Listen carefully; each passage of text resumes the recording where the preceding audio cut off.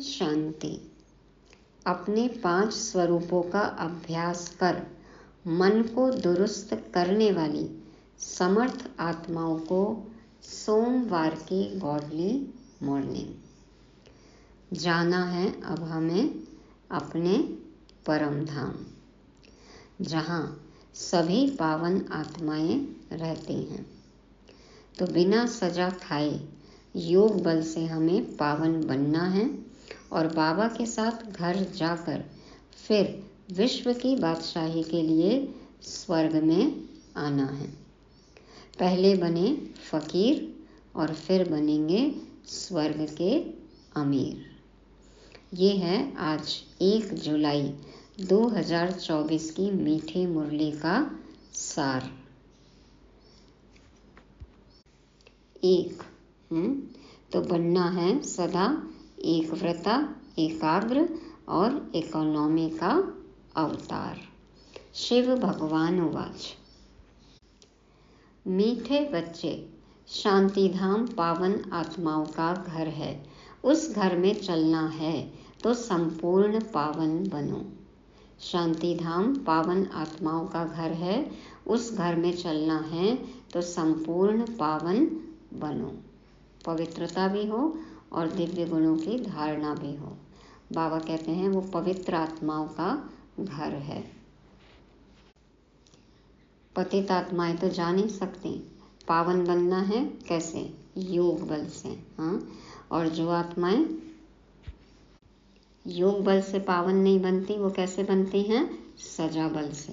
लेकिन हमें तो योग बल से पावन बनकर अपने शांति धाम जाना है, परम धाम जाना है और फिर सुख धाम आना है। इसलिए बाबा कहते हैं कि पावन दुनिया में आना है तो संपूर्ण पावन बनो।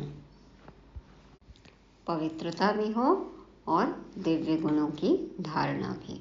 प्रश्न, बाप सभी बच्चों से कौन सी गारंटी करते हैं? उत्तर में बाबा कहते, मीठे बच्चे, तुम मुझे याद करो तो मैं गारंटी करता हूँ कि बिगर सजा खाए तुम मेरे घर में चलेंगे। भगवान की गारंटी। कोई भी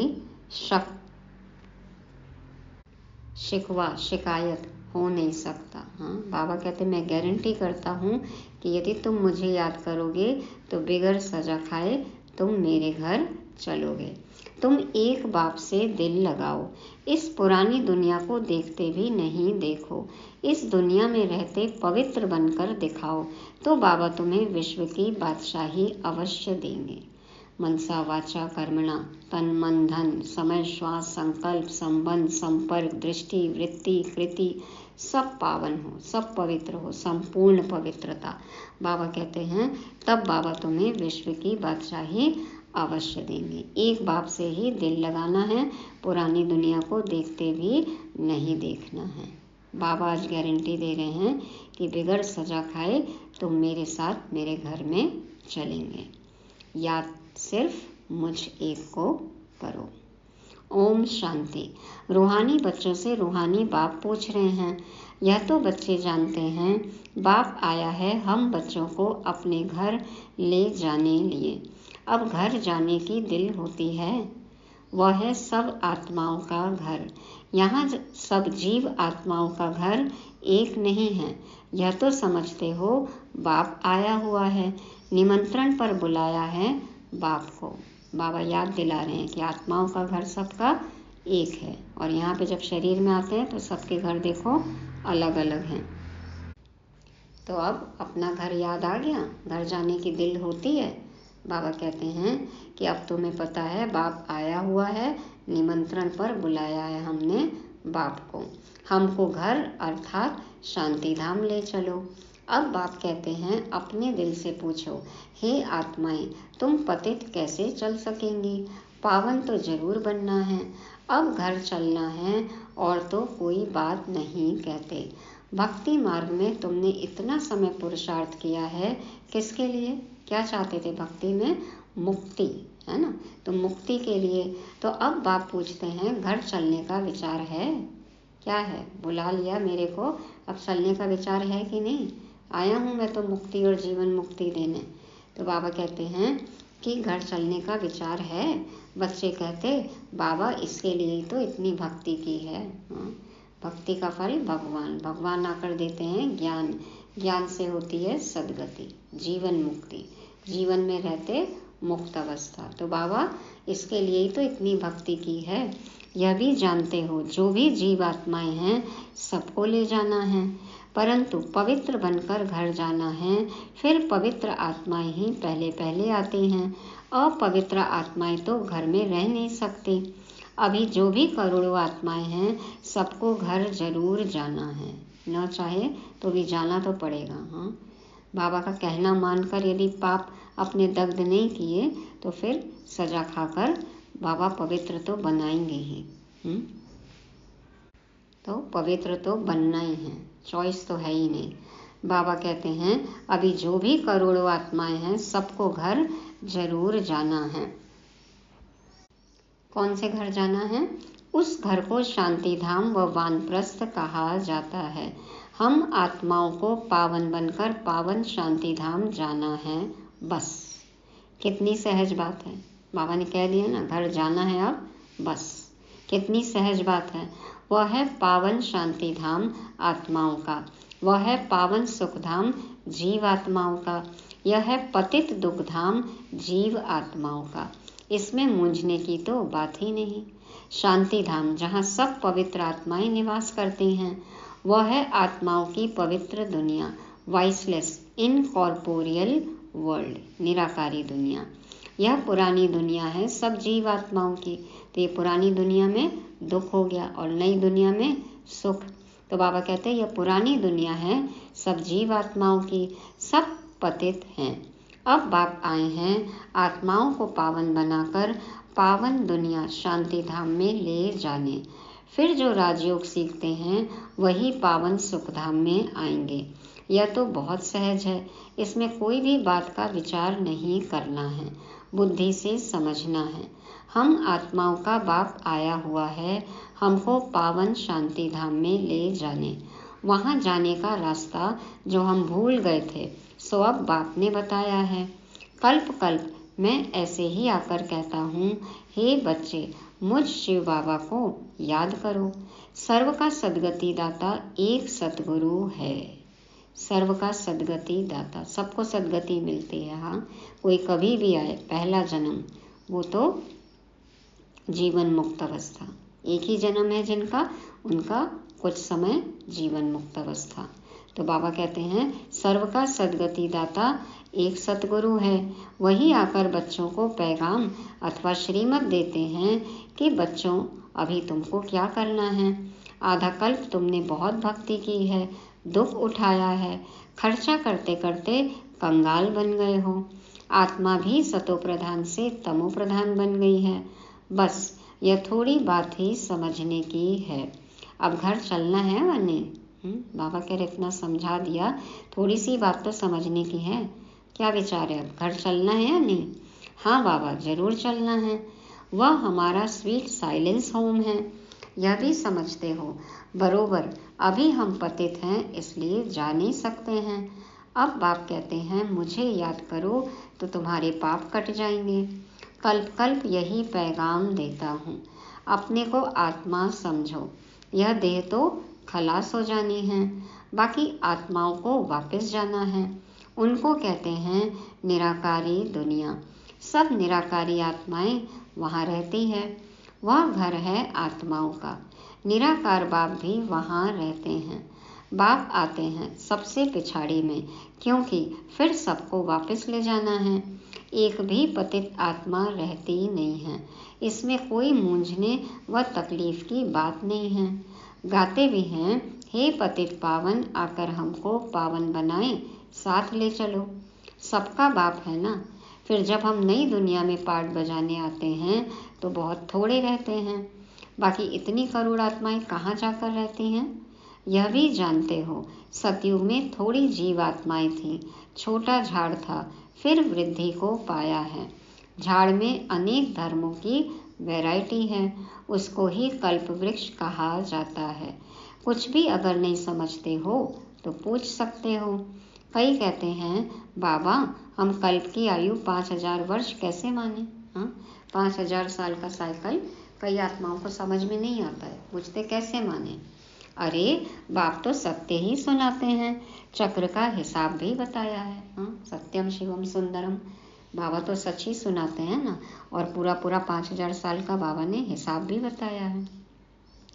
इस कल्प के संगम पर ही बाप आकर दैवी राजधानी स्थापन करते हैं, जो अभी नहीं है। सतयुग में फिर एक दैवी राजधानी होगी।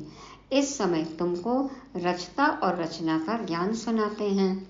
बाप कहते हैं, मैं कल्प के संगम युगे आता हूँ, नई दुनिया की स्थापना करता हूँ।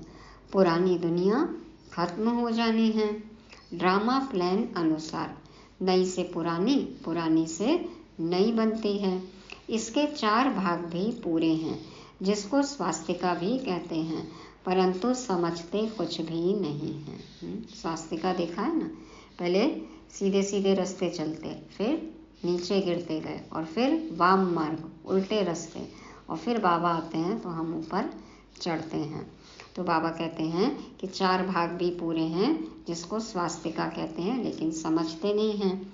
भक्ति मार्ग में तो जैसे गुड़ियों का खेल खेलते रहते हैं, है ना, गुड्डे गुड़ियों से खेलते रहते हैं, मूर्तियाँ बनाते हैं, पूजते हैं, डुबोते हैं, क्या क्या नहीं करते हैं। अथाह चित्र है, दीपमाला पर खास दुकान निकालते हैं, अनेकानेक चित्र हैं। हाँ, दीपावली पे देखो कितनी रौनक होती है। अभी तुम समझ गए हो, एक है शिव बाबा और हम बच्चे। फिर यहाँ आओ तो लक्ष्मी नारायण का राज्य, फिर राम सीता का राज्य, फिर बाद में और धर्म आते हैं, जिससे तुम बच्चों का कनेक्शन ही नहीं है। वह अपने अपने समय पर आते हैं, फिर सबको वापस जाना है। कोई देखो, यदि ड्रामा अनुसार किसी और धर्म में चले भी जाते हैं तो वापस अपने आदि सनातन देवी देवता धर्म की तरफ आ जाते हैं। वही हो रहा है ना। इसीलिए देखो, अनेक देशों से, अनेक धर्मों से बाबा के बच्चे निकल निकल कर आ रहे हैं। तो बाबा कहते हैं कि और धर्मों से तुम्हारा तो कोई कनेक्शन ही नहीं है। वह अपने अपने समय पर आते हैं, फिर सबको वापस जाना है। तुम बच्चों को भी अब घर जाना है। यह सारी दुनिया विनाश होनी है। अब इसमें क्या रहना है, खत्म होने वाला है, तो अब क्या रहना है, इसमें क्या मन लगाना है। इस दुनिया से दिल ही नहीं लगती है। अभी भी पुरानी दुनिया से दिल लगती है, या हो गया ये दुनिया, ये महफिल मेरे काम की नहीं। हाँ, इसी दुनिया में रहते हुए काम करना है, पुरुषार्थ करना है, लेकिन दिल नहीं लगाना है। बुद्धि बाबा में लगा रहे, मन बाबा में लगा रहे। तो बाबा कहते हैं दिल लगानी है एक माशूक से। वह कहते हैं मुझ एक के साथ दिल लगाओ तो तुम पावन बनेंगे। दुनिया से, दुनिया वालों से दिल लगा के देखा ना, 1000 टुकड़े हुए, एक यहाँ गिरा, कोई वहाँ गिरा, कोई कहाँ गिरा। हाँ, बाबा ने आके देखो सबको जोड़ दिया। तो अब एक माशूक से, बाबा से दिल लगाना है। बाबा से दिल लगाया तो पावन बनेंगे। अब बहुत गई थोड़ी रही, टाइम जाता रहता है, अब तो पूरी चली गई ना, अब तो कौन सा पल आखिरी पल हो वो नहीं पता। तो बाबा कहते हैं योग में नहीं रहे होंगे तो फिर अंत में वह बहुत पश्चाताप करेंगे, सजा खाएंगे, पद भी भ्रष्ट हो जाएगा। यह भी तुमको अभी मालूम पड़ा है कि अपना घर छोड़े हमको कितना समय हुआ है। कितना समय हो गया। हाँ, सुबह का भूला शाम को घर लौट आए तो उसे भूला नहीं कहते हैं ना। देखो, हमें घर छोड़े कितना समय हो गया, 5000 साल, तो अब तो लौटने का समय है ना। तो बाबा कहते हैं घर जाने लिए ही तो माथा मारते हैं ना, बाप भी घर में ही मिलेगा, सतयुग में तो नहीं मिलेगा। कहाँ मिलेगा, सतयुग में बाबा आपका प्यार। बच्चे बोलते बाबा आप सतयुग में भी आइएगा, तो बाबा बोलते वहाँ जाके मुझे इनविटेशन देना। याद रहेगा हमें बाबा को इनवाइट करना। कौन जिम्मेवारी लेता है कि सतयुग में जाके बाबा को इनवाइट करेंगे। बाबा कहते हैं सतयुग में तो बाप नहीं मिलेगा। मुक्ति धाम में जाने के लिए मनुष्य कितनी मेहनत करते हैं, उसको कहा जाता है भक्ति मार्ग। अभी भक्ति मार्ग खलास होना है ड्रामा अनुसार। अभी मैं तुमको घर ले जाने के लिए आया हूँ, जरूर ले जाऊंगा। जितना जो पावन बनेंगे उतना ऊंच पद पाएंगे। इसमें मूंझने की बात ही नहीं। बाप कहते हैं, बच्चे तुम मुझे याद करो, मैं गारंटी करता हूँ तुम बिगर सजा खाए घर चले जाएंगे। याद से तुम्हारे विकर्म विनाश होंगे। अगर याद नहीं करेंगे तो सजाएं खानी पड़ेंगी, पद भी भ्रष्ट हो जाएगा। हर 5000 वर्ष बाद मैं यही आकर समझाता हूँ। मैं अनेकानेक बार आया हूँ तुमको वापस ले जाने। माना ये चक्र कई बार घूम चुका है। तुम बच्चे ही हार जीत का पार्ट बजाते हो, फिर मैं आता हूँ ले जाने। यह है पतित दुनिया, इसलिए गाते भी हैं पतित पावन आओ। हम विकारी पतित हैं, आकर निर्विकारी पावन बनाओ। यह है विकारी दुनिया। अभी तुम बच्चों को संपूर्ण निर्विकारी बनना है। जो पीछे आते हैं वह सजा खाकर जाते हैं, इसलिए फिर आते भी ऐसी दुनिया में हैं जहाँ 2 कला कम हो जाती है। उनको संपूर्ण पवित्र नहीं कहेंगे, इसलिए अब पुरुषार्थ भी पूरा करना चाहिए। ऐसा न हो कि कम पद हो जाए। भल रावण राज्य नहीं है, परंतु पद तो नंबरवार है ना। राम राज्य में रावण राज्य नहीं है, लेकिन स्वर्ग है ना, तो कई वर्ग है, पद तो है। आत्मा में खाद पड़ती है तो फिर उसको शरीर भी ऐसा मिलेगा। आत्मा गोल्डन एजेड से सिल्वर एजेड बन जाती है। चांदी की खाद आत्मा में पड़ती है, फिर दिन प्रतिदिन जास्ती छीछी खाद पड़ती है मुलम्मे की। माना सिर्फ फिर पॉलिश है, अंदर कुछ भी नहीं, थोथा, लेकिन ऊपर चमकदार पॉलिश, कोटिंग खाली मुलम्मा। तो बाप बहुत अच्छी रीति समझाते हैं। कोई नहीं समझते हैं तो हाथ उठाओ। हाँ, बाबा इतने अच्छे तरीके से समझा रहे हैं, अलग अलग उदाहरण देकर समझाते हैं, फिर भी न समझ में आए तो बाबा कहते हैं हाथ उठाओ। जिसने 84 जन्मों का चक्र लगाया है उनको ही समझाएंगे। बाप कहते हैं इनके 84 जन्मों के अंत में मैं आकर प्रवेश करता हूँ। इनको ही फिर पहले नंबर में आना है। जो पहले था वह लास्ट में है, जो पहले था वह लास्ट में है। उनको ही पहले नंबर में जाना है।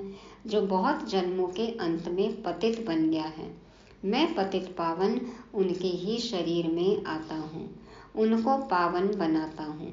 कितना क्लियर कर समझाता हूँ। एक एक बात, एक एक राज बाबा ने खोल दिया है, समझा दिया है, बोल दिया है। बाप कहते हैं मुझे याद करो तो तुम्हारे पाप भस्म होंगे। गीता का ज्ञान तो तुमने बहुत सुना और सुनाया है, परंतु उनसे भी तुमने सदगति को नहीं पाया। बहुत सन्यासियों ने तुमको मीठी मीठी आवाज से शास्त्र सुनाए, जिस आवाज को सुनकर बड़े बड़े आदमी जाकर इकट्ठे होते हैं। कनरस है ना, हाँ कनरस है, कानों में सुनने में बहुत अच्छा लगता है, भजन कीर्तन किस्से कहानियाँ। तो भक्ति मार्ग है ही कनरस। हाँ, और मुरली क्या है, मन रस है ना। हाँ, मन में रस भर जाता है। तो देखो बाबा कहते हैं भक्ति मार्ग है ही कनरस, इसमें तो आत्मा को बाप को याद करना है। मन मना भाव होंगे तो मन रस होगा। भक्ति मार्ग अब पूरा होता है। बाप कहते हैं मैं तुम बच्चों को ज्ञान देने आया हूँ जो कोई नहीं जानते। मैं ही ज्ञान का सागर हूँ। ज्ञान कहा जाता है नॉलेज को। तुमको सब कुछ पढ़ाते हैं, 84 का चक्र भी समझाते हैं। तुम्हारे में सारी नॉलेज है। स्थूल वतन से सूक्ष्म वतन क्रॉस कर फिर मूल वतन में जाते हो। जाते समय स्थूल वतन से सूक्ष्म वतन क्रॉस करके फिर मूल वतन में जाते हो। सूक्ष्म वतन में ट्रिब्यूनल बैठेगी ना, धर्मराजपुरी है। पहले पहले है लक्ष्मी नारायण की डायनेस्टी, वहाँ विकारी बच्चे नहीं होते, रावण राज्य ही नहीं। योग बल से सब कुछ होता है, तुमको साक्षात्कार होता है। अब बच्चा बन गर्भ महल में जाना है। हाँ, बच्चे को भी साक्षात्कार होता है, जो बच्चा आने वाला रहता है, और जो माँ बाप रहते हैं उनको भी साक्षात्कार होता है। तो बाबा कहते हैं खुशी से जाते हैं। यहाँ तो मनुष्य कितना रोते चिल्लाते हैं, यहाँ तो गर्भ जेल में जाते हैं ना। वहाँ रोने पीटने की बात नहीं, शरीर तो बदलना जरूर है, जैसे सर्प का मिसाल है, इसमें मूंझने की बात ही नहीं। खाल बदलता है ना सर्प। तो बाबा कहते हैं मूंझने की बात ही नहीं है, जास्ती पूछने का रहता नहीं है, सब कुछ समझा दिया बता दिया, अब क्या प्रश्न है। एकदम पावन बनने के पुरुषार्थ में लग जाना चाहिए। बाप को याद करना मुश्किल होता है क्या? बाप के सामने बैठे हो ना, मैं तुम्हारा बाप तुमको सुख का वर्षा देता हूँ, तुम यह एक अंतिम जन्म याद में नहीं रह सकते हो।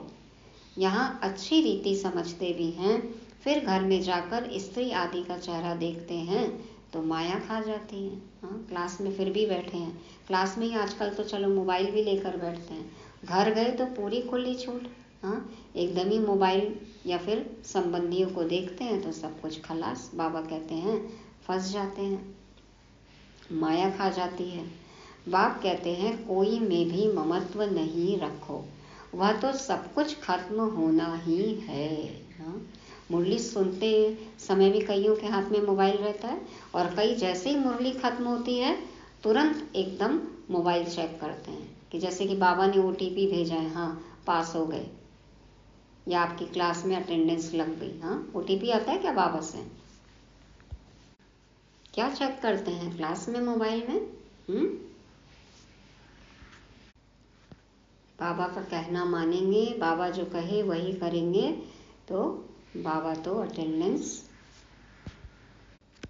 लगा ही देते हैं, पास कर देते हैं। तो बाबा कहते हैं कि कोई में भी ममत्व नहीं रखो, वह तो सब कुछ खत्म होना ही है। याद तो एक बाप को ही करना है, चलते फिरते बाप और अपनी राजधानी को याद करो। दैवी गुण भी धारण करने हैं। सतयुग में यह गंदी चीजें मांस आदि होता ही नहीं, मांसाहार तो है ही नहीं। बाप कहते हैं विकारों को भी छोड़ दो, हम तुमको विश्व की बादशाही देता हूँ। कितनी आमदनी होती है। यदि हम देह अभिमानी होते हैं, विकार में जाते हैं, तो ये भी तो क्या है, मांसाहारी तो है ये। हाँ, विचार करना इस पर। तो बाबा कहते हैं कि सतयुग में यह गंदी चीजें मांस आदि होता ही नहीं। बाप कहते हैं विकारों को भी छोड़ दो, हम तुमको विश्व की बादशाही देता हूँ। कितनी आमदनी होती है, तो क्यों नहीं पवित्र रहेंगे। सिर्फ एक जन्म पवित्र रहने से कितनी भारी आमदनी हो जाती है। भल इकट्ठे रहो, ज्ञान तलवार बीच में हो। पवित्र रह दिखाया तो सबसे ऊंच पद पाएंगे, क्योंकि बाल ब्रह्मचारी ठहरे। फिर नॉलेज भी चाहिए, औरों को आप समान बनाना है। सन्यासियों को दिखाना है कि कैसे हम इकट्ठे रहते पवित्र रहते हैं। कई सन्यासी आए थे ना देखने, दादी प्रकाश मणि से बोले आप हमें दिखाइए कैसे सोते हैं आपके यहाँ बच्चे। छोटे छोटे बच्चे थे, कन्याएं थी, कुमारियाँ थी, कुमार थे। फिर दादी ने अलाउ किया कि आप जाइए देखिए। और उन लोग को तो अंदाज रहता है ना कि कौन पवित्रता फॉलो कर रहा है, कौन किस विचारधारा के साथ सोया है। तो उन्होंने चक्कर लगाया और फिर दादी को कहा कि हाँ माफ़ करिए, हमको तो अब ये तसल्ली हो गई, हम मान गए कि आपके यहाँ पवित्रता है। तो बाबा कहते हैं सन्यासियों को दिखाना है कि कैसे हम इकट्ठे रहते पवित्र रहते हैं। युगल भी बाबा कहते हैं इकट्ठे रहो लेकिन पवित्र रहो, तो समझेंगे इनमें तो बड़ी ताकत है। बाप कहते हैं इस एक जन्म पवित्र रहने से 21 जन्म तुम विश्व के मालिक बनेंगे। कितनी बड़ी प्राइज मिलती है, तो क्यों नहीं पवित्र रह दिखाएंगे। टाइम ही बाकी थोड़ा है, आवाज़ भी होता रहेगा, अखबार में भी पड़ेगा। रिहर्सल तो देखी है ना, एक एटम बॉम्ब से क्या हाल हो गया। हाँ, जापान में नागासाकी हिरोशिमा में बाबा कहते हैं देखो एक एटम बॉम्ब पड़ा, क्या हाल हो गया। अभी तक हॉस्पिटल में पड़े हैं, अभी तक भी लोग प्रभावित हैं। भोपाल गैस दुर्घटना जो हुई उससे भी देखो अभी भी कितने लोग प्रभावित हैं। और वहाँ हिरोशिमा में तो जो म्यूज़ियम है उसमें जो चित्र हैं, जो लिखत है, वो तो बिल्कुल ही दिल दहला देने वाला है। तो बाबा कहते हैं तो खाली रिहर्सल है। तो अभी तक हॉस्पिटल में पड़े हैं, एक एटम बॉम्ब से देखो क्या हाल हो गया है। अभी तो ऐसे बॉम्ब शादी बनाते हैं जो कोई तकलीफ नहीं, फट से खत्म। मौत को भी देखो और आसान कर दिया। और यह रिहर्सल होकर फिर फाइनल होगा। देखेंगे फट से मरते हैं व नहीं, फिर और युक्ति रचेंगे। हाँ, बार बार टेस्ट करते हैं ना। तो हॉस्पिटल आदि होगी नहीं, कौन बैठ खिदमत करेंगे, कौन सेवा करेंगे। अभी भी देखो कि बहुत बहुत वर्षों तक जो बीमार पड़े रहते हैं तो कौन सेवा करता है, घर वाले भी परेशान हो जाते हैं। तो बाबा कहते हैं कोई ब्राह्मण आदि खिलाने वाला नहीं रहेगा।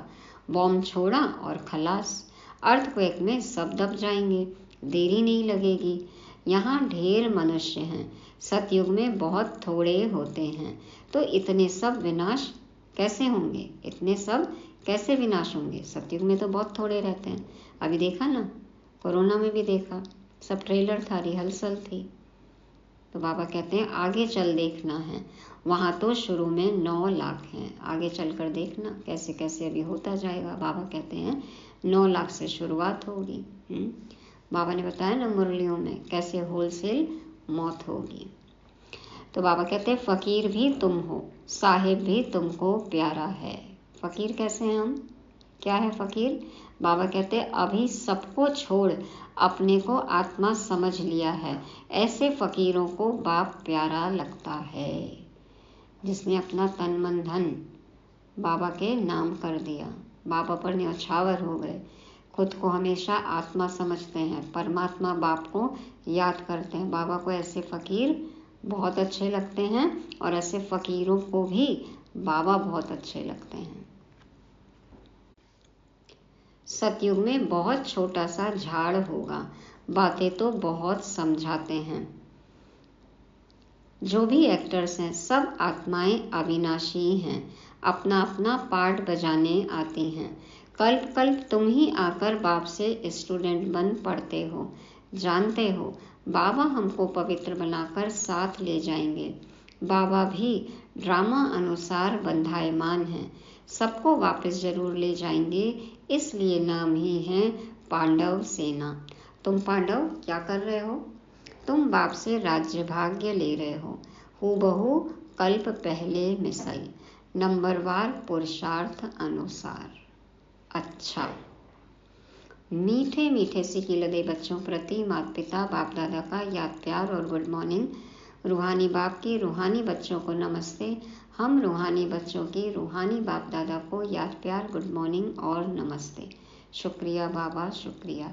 धारणा के लिए मुख्य सार, पहला पॉइंट, बाप का प्यारा बनने के लिए पूरा फ़कीर बनना है।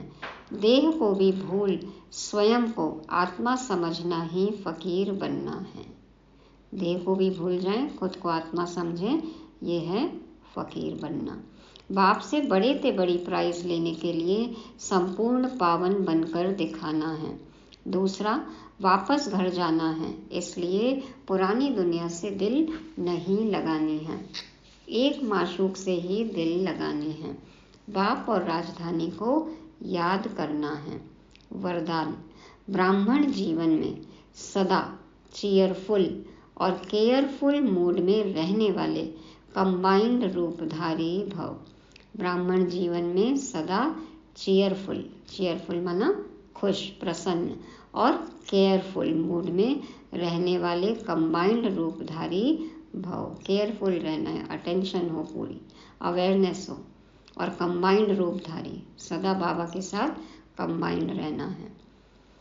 तो बाप दादा समझाते हैं, यदि किसी भी परिस्थिति में प्रसन्नता की मूड परिवर्तन होती है तो उसे सदा काल की प्रसन्नता नहीं कहेंगे। कोई भी परिस्थिति आ जाए, खुशी चली जाए, गम आ जाए, तो उसको सदा काल की प्रसन्नता नहीं कहेंगे, फिर तो कभी खुशी कभी गम हो गया ना। तो ब्राह्मण जीवन में सदा चीयरफुल और केयरफुल मूड हो, मूड बदलनी नहीं चाहिए। हाँ, मूड स्विंग ना हो, बार बार मूड ऐसा वैसा बदलते रहे, नहीं। जब मूड बदलती है तो कहते हैं मुझे एकांत चाहिए। हाँ, मूड बदल जाता है, कहते हैं छोड़ दो हमें अकेला, अकेले चले जाते हैं, इधर उधर चले जाते हैं, चुप हो जाते हैं। तो आज मेरा मूड ऐसा है, कहते हैं ना कि अभी कुछ नहीं बोलो, आज मेरा मूड ऐसा है।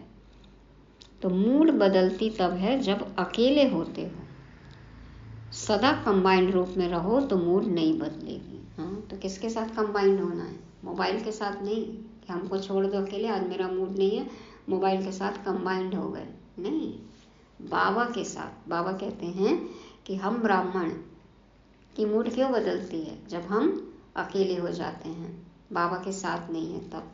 तो क्या करना है?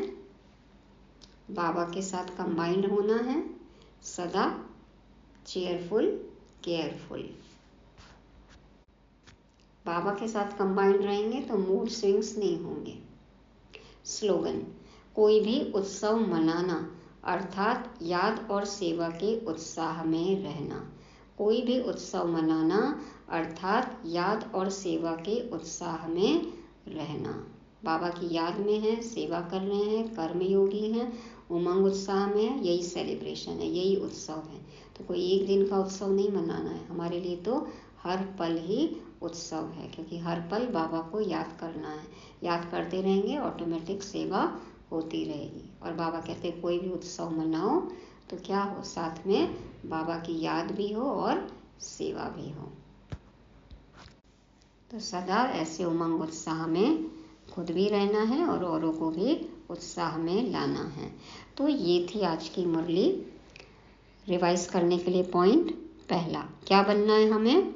संपूर्ण पावन। क्या होगा उससे? क्या मिलेगा? दूसरी बात, विश्व की बादशाही। लेकिन अभी पहले क्या करना है? फकीर बनना है, फिर अमीर बनेंगे। कौन बनेंगे? जो रहेंगे चीयरफुल, केयरफुल। और पांचवा, सदा उत्साह में। तो कौन कौन से शब्द याद रखेंगे? संपूर्ण पावन, विश्व की बादशाही, फकीर, अमीर, चीयरफुल, केयरफुल, उत्साह। ओम शांति।